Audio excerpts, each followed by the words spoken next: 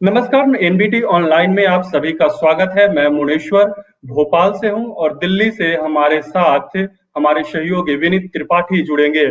मध्य प्रदेश में आज शोक की लहर है। मशहूर शायर और उर्दू के मशहूर कवि डॉक्टर राहत इंदौरी का इंदौर के अरबिंदो अस्पताल में निधन हो गया है। उन्होंने सुबह में ही जानकारी दी थी कि मैं कोरोना से संक्रमित हूं और मेरे लिए आप लोग दुआ करें। हालांकि बताया जा रहा है कि डॉक्टर राहत इंदौरी की तबीयत पिछले कई दिनों से खराब थी। उसके बाद उन्हें इंदौर के ही एक निजी अस्पताल में भर्ती कराया गया था। उसके बाद उनका कोरोना टेस्ट हुआ था। कोरोना टेस्ट होने के बाद उन्हें कोविड केयर अस्पताल में रविवार को शिफ्ट किया गया था। वहां पहुंचने के बाद उनकी तबीयत में कोई खास सुधार नहीं हुई थी, क्योंकि उन्हें पहले से भी कई बीमारियां थी। निधन के बाद डॉक्टरों ने बताया कि उन्हें 2 बार दिल का दौरा पड़ा था। उसके बाद डॉक्टरों ने बहुत कोशिश की कि उनके स्थिति में कुछ सुधार हो, लेकिन ऐसा नहीं हुआ।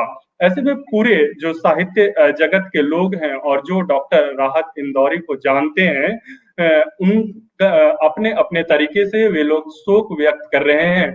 और एक जो शायरी की दुनिया कहें, उसमें एक गहरी खाई पैदा हुई है उनके जाने के बाद से। तो सोशल से लेकर तमाम जो उनके चाहने वाले लोग हैं, उन्हें कैसे याद कर रहे हैं, हमारे साथ हमारे सहयोगी विनीत बताएंगे।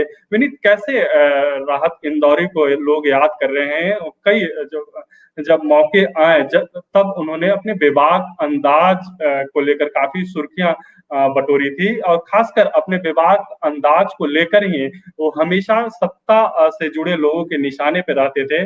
अभी जब सीए को लेकर आंदोलन चल रहा था, तब उनकी एक शायरी काफी मशहूर हुई थी और उस आंदोलन के दौरान लोग उसका खूब इस्तेमाल करते थे। विनीत बताइए, कैसे लोग उन्हें याद कर रहे हैं?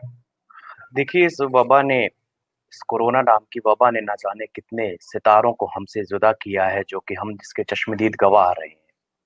और इसी कड़ी में लिटरेचर का, साहित्य का, उर्दू जगत का एक बहुत बड़ा सितारा हमने अपने खो दिया है।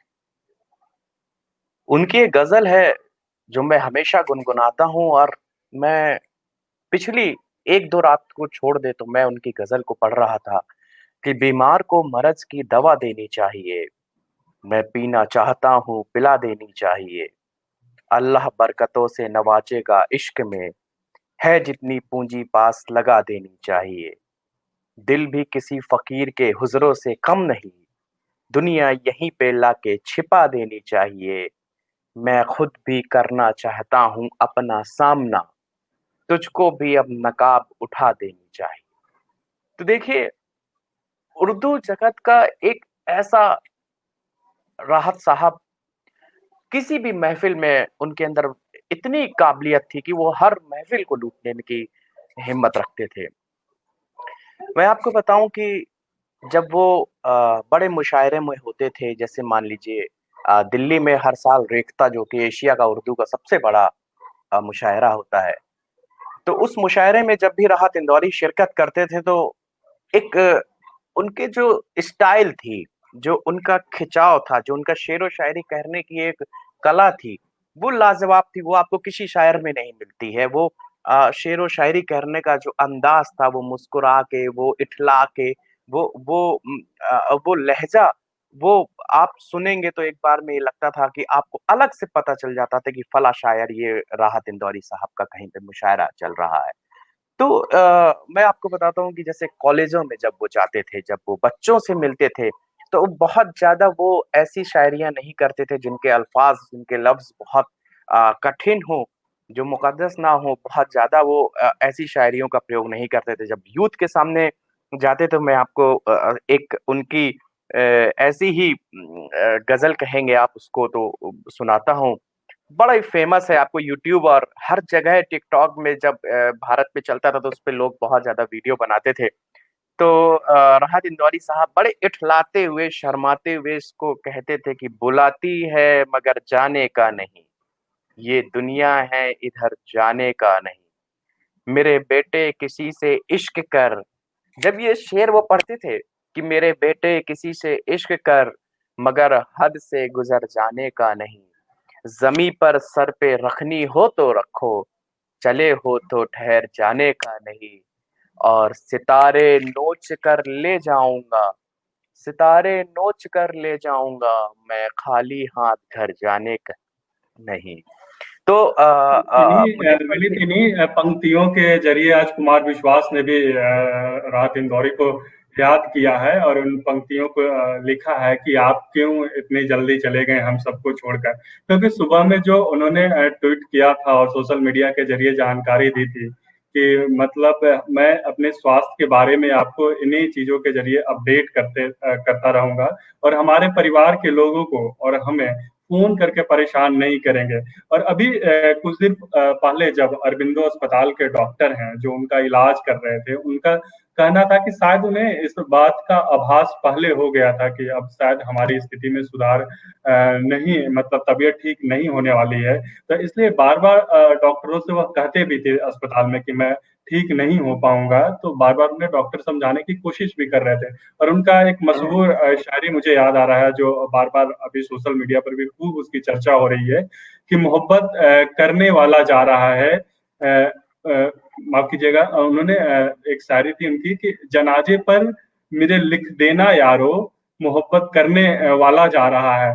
तो जब उन्होंने अंतिम सांस इंदौर में ली है उसके बाद उनके इन पंक्तियों की चर्चा भी खूब सोशल मीडिया पर हो रही है। जरा जो सीए वाला लाइन है विनीत, उसके बारे में बताइएगा, क्योंकि उसकी भी खूब चर्चा है सोशल मीडिया पर कि आखिर उन्होंने देखिए क्या कहा था सीए आंदोलन के दौरान।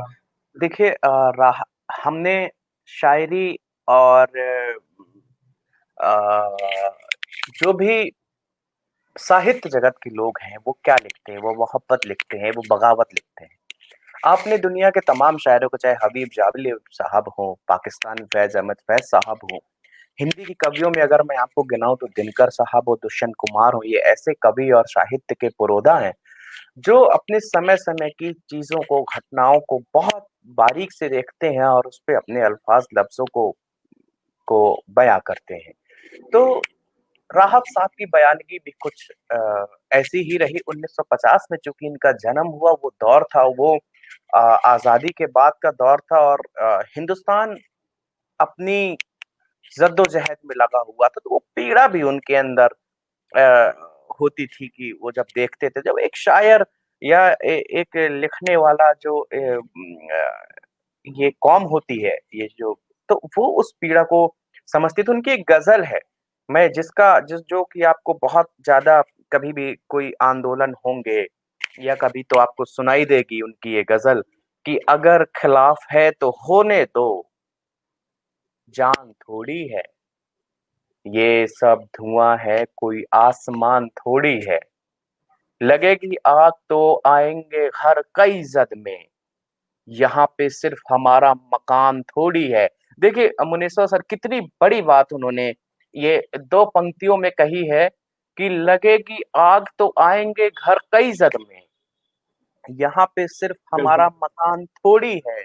मैं जानता हूं कि दुश्मन भी कम नहीं, मैं जानता हूं कि दुश्मन भी कम नहीं, लेकिन हमारी तरह हथेली पर जान थोड़ी है, हमारे मुंह से निकले वही सदाकत है, हमारे मुंह से निकले वही सदाकत है, हमारे मुंह में तुम्हारी जबान थोड़ी है।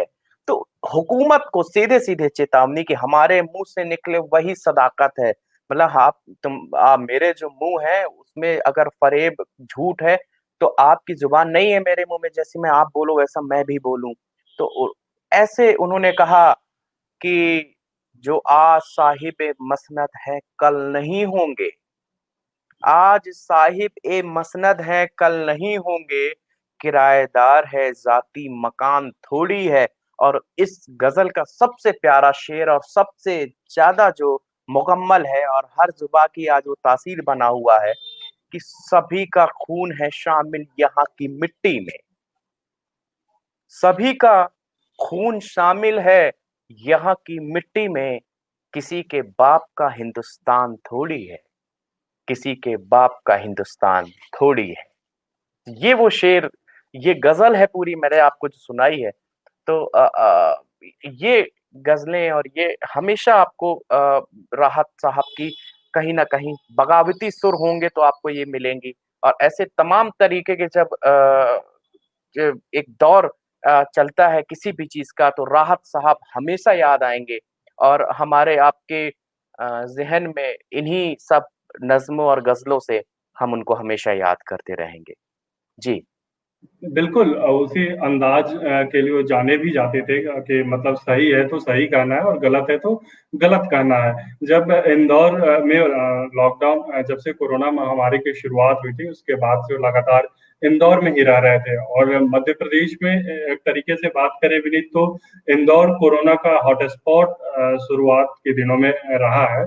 तो उस जी, वक़्त जब मेडिकल टीम लगातार लोगों के घरों पे सर्वे के लिए जा रही थी, तब वहाँ पे एक टाट पट्टी बाथल करके इलाका है, वहाँ पे डॉक्टरों की टीम पर हमला हुआ था। उस वक़्त भी उन्होंने बड़े बेबाक अंदाज में उन लोगों पे जो आरोपी थे, उन पे निशाना साधा था और एक वीडियो जारी कर हमला किया था कि मतलब पूरे देश में किस तरीके से हमारे शहर को शर्मिंदगी का सामना करना पड़ा है। चूँकि इंदौर की पहचान तो ऐसे पहले से भी है, लेकिन राहत साहब की वजह से भी इंदौर की एक अलग पहचान थी और उन्होंने अपने नाम के आगे भी राहत इंदौरी लगा रखा था, तो इस वजह से इंदौर और भी मशहूर था।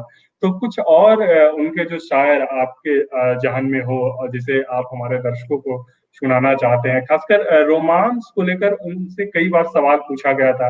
मुझे याद है कि एक बार टीवी शो में गए थे, तो उनसे पूछा गया था कि आप इस उम्र में कैसे इतनी रोमांटिक शायरी करते हैं? तब उनका जवाब था कि मतलब मन जो है कभी बुढ़ा नहीं होता है। उम्र भले ढलती जाती है लेकिन मन कभी बूढ़ा नहीं होता है और जो शायरी होती है वो दिल से निकलती है। तो कुछ मतलब उनसे जुड़ी कोई रोमांटिक शायरी जो आपको याद हो विनीत वो हमारे दर्शकों के साथ शेयर करें?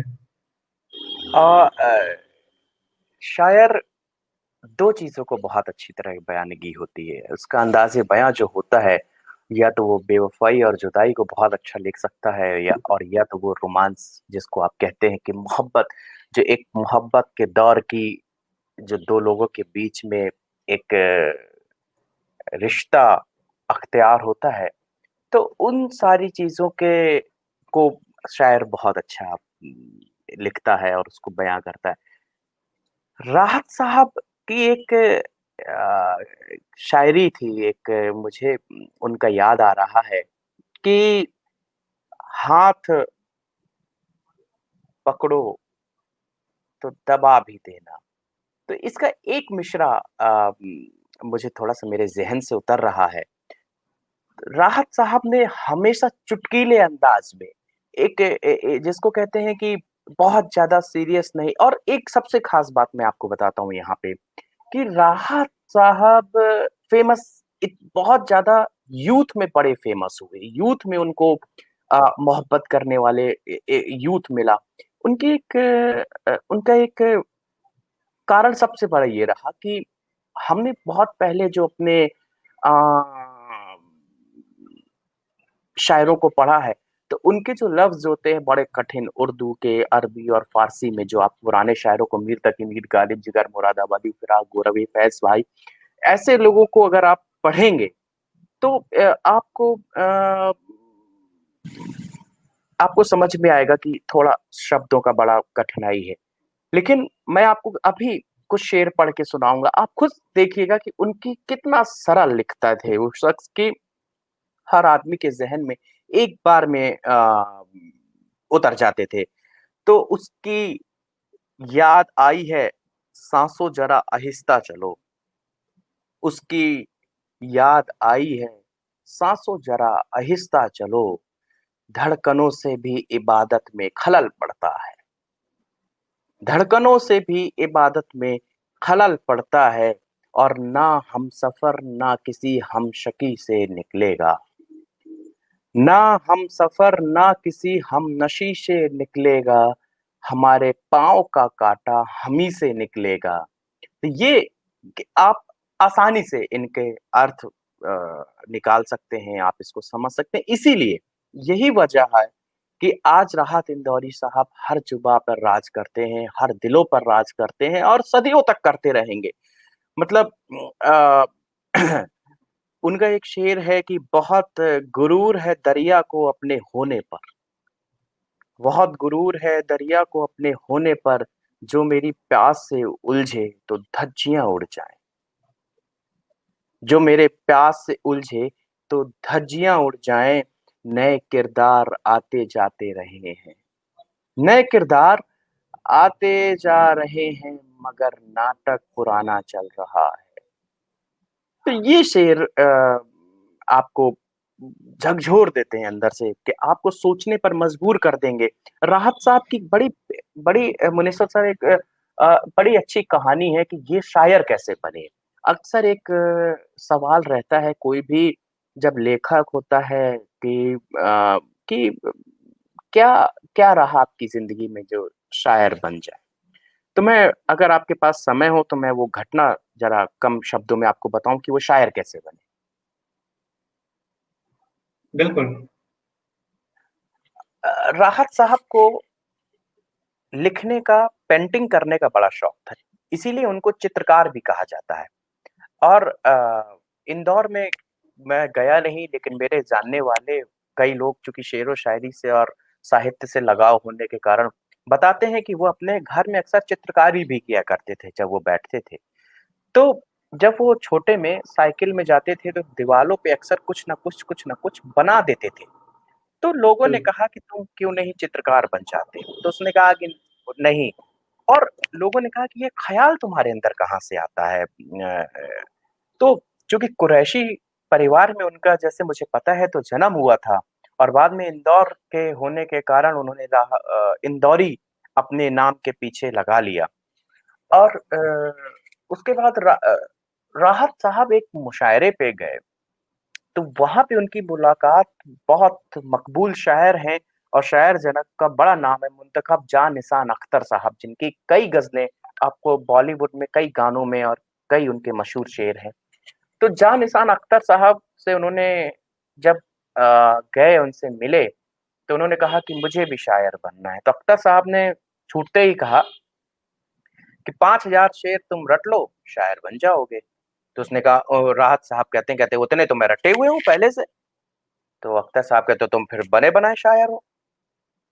तो ये एक दो जान निसान अख्तर और राहत साहब के बीच में ये कन्वर्सेशन हुई। उसके बाद राहत साहब वहां से चले गए, और ये हकीकत थी कि उस समय जब जान निसान अख्तर से वो मिले थे, उनको 5,000 शेर उससे ज्यादा रटे हुए थे, याद थे उनको जितने सारे शेर। तो उसके बाद में छोटे-मोटे मुशायरों में राहत साहब शिरकत करने लगे आस-पास, चूँकि भोपाल बड़ा साहित्यिक एक क्षेत्र माना जाता है। बड़े यूनिवर्सिटी और कॉलेज और वहाँ पे साहित्य प्रधान एक शहर है, तो वहाँ पे अक्सर मुशायरे और हिंदी की गोष्ठियाँ, उर्दू को लेकर विचार-विमर्श, ये सब ज़्यादा रहा। तो वो हमेशा उन गोष्ठियों में जाते रहे। फिर इस तरह धीमे-धीमे कर आज वो एक चमकता हुआ सितारा, जो अब्र में, और हमारी सबकी जो अब हम सिर्फ उनकी किताबें, उनकी नज़्में और गज़लें हमारे पास हैं जो हम याद कर सकते हैं। अब वो तोहफ़ा खुदा ने हमसे छीन लिया, कि हम चाहते थे कि वो लौट के आए, और फिर उसी अंदाज़ से जब वो कहते थे कि अब कभी उससे मिलना तो हाथ दबा भी देना। जब वो हाथ दबाने के साथ आँख का ऐसे इस्तेमाल करते थे, और वो जो उनका मिज़ाज होता था, तो वो शायद अब हमको देखने को नहीं मिलेगा, और हम बिल्कुल। उसको हमेशा याद करेंगे। बिल्कुल विनीत, उनसे जुड़ी बहुत सारी यादें हैं जिन्हें जिनके बारे में हम बात करेंगे तो काफ़ी उसके लिए वक़्त चाहिए होगा, समय का हमारे पास अभाव है। लेकिन उनकी एक आखिरी बार जब 2019 नवंबर में वो भोपाल आए थे, तब उन्हें शिखर सम्मान से सम्मानित किया गया था, और वही उनका आखिरी भोपाल दौरा भी था। उस वक़्त उन्होंने कहा था कि सरकारी सम्मान को हमारे पास आते-आते 70 साल लग गए। उसके बाद से वे भोपाल नहीं आए थे, और उनसे जो जुड़ी यादें हैं, तमाम चीज़ें भोपाल से लेकर इंदौर तक में जीवित है, और तमाम जी, लोग उन्हीं और उनकी लिखी पंक्तियों के सहारे उनको याद कर रहे हैं। और नवभारत टाइम्स के ऑनलाइन के दर्शकों को आपने भी काफी महत्वपूर्ण जानकारी दी विनीत, इसके लिए बहुत बहुत धन्यवाद। आप सभी दर्शकों को भी धन्यवाद। और तमाम जो राहत इंदौरी साहिब से जुड़े जो तमाम अपडेट्स हैं उसके लिए आप एनबीटी ऑनलाइन के साथ जुड़े रहें। धन्यवाद।